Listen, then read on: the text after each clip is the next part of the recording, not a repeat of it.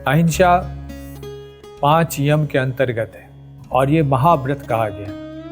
गुरुदेव कहते कि यह एक तीक्ष्ण व्रत है जिससे सर्वात्म भाव की सिद्धि होती है। अहिंसा जब आप करते हैं मन से, वचन से, कर्म से, मन से मतलब कि मन में ही किसी के प्रति हिंसा नहीं हो, मन में किसी के नाश, किसी के प्रति दुराग्रह की भावना नहीं, तो ये तो मानसिक अहिंसा हुई। और वाचिक अहिंसा है कि आपके वचन से किसी को उद्वेग प्राप्त नहीं हो, आप किसी को कटुवाणी नहीं बोले। और फिर कर्म के द्वारा भी है, किसी पे आप हाथ न उठाओ, किसी की हिंसा न करो। लेकिन इन सब के बीच में अहिंसा बहुत दूर तक हमें ले जाती है। अहिंसा सर्वात्म भाव की सिद्धि है। जब आप सभी भूतों को अपने जैसा बिल्कुल कि आत्मवत् सर्वभूतेषु यह पश्यति स पंडितः, जब हम इस अवस्था में आते हैं, वह जो सभी की आत्मा है उसके साथ जब आप तात्म होने लगते हैं, तब जाकर के आपको इस अहिंसा की सिद्धि होती है। इसीलिए इसे तीक्ष्ण व्रत कहा गया है। शुरू में आप अहिंसा के छोटे छोटे स्वरूपों का पालन करते हैं। कई लोग कहेंगे चलो आज मंगलवार है, आज मैं मछली नहीं खाऊंगा। चलो ठीक है, वो मंगलवार को अहिंसा की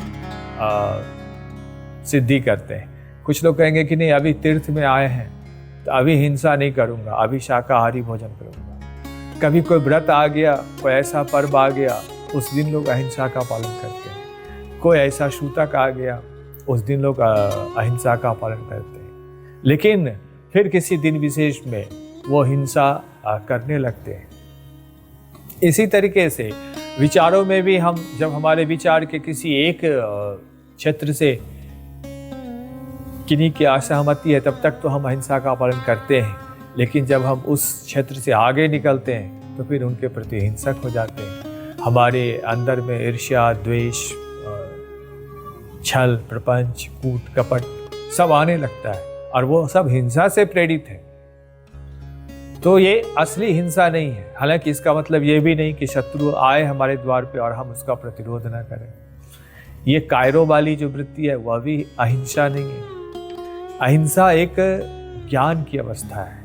जब आपको सर्वात्म भाव की सिद्धि होगी, जब आपको वेदांत की सिद्धि होगी, जब आप आत्मा के उस अखंड, अनंत और एक रस व्याप्त स्वरूप की सिद्धि करेंगे, तब आपको पता चलेगा कि अरे हमको जिसके साथ हिंसा नहीं करनी है वो कोई और नहीं, वो मेरा ही स्वरूप है। तो जब तक आप आत्मा की उस परम अवस्था को प्राप्त नहीं होते, तब तक अहिंसा में उत्तरोत्तर आप वृद्धि करते रहिए। अपने अहिंसा की सीमा को बढ़ाते जाइए। आज अपने देश से प्यार है तो दुश्मन के देश के प्रति हिंसा कर सकते हैं। कल अगर दुश्मन का देश भी आपको अपना ही देश लगे तो फिर आपका दायरा थोड़ा और बढ़ जाएगा। आज अपने धर्म से आपको प्यार है तो दूसरे के धर्म के साथ आप हिंसा को धर्म युद्ध कहते हैं। कल दूसरा का धर्म भी जब अपना धर्म लगेगा तो आपके अहिंसा का दायरा और बढ़ जाएगा। और इस तरीके से बढ़ते बढ़ते जब एक दिन हमारे सारे विरोधाभास, सारे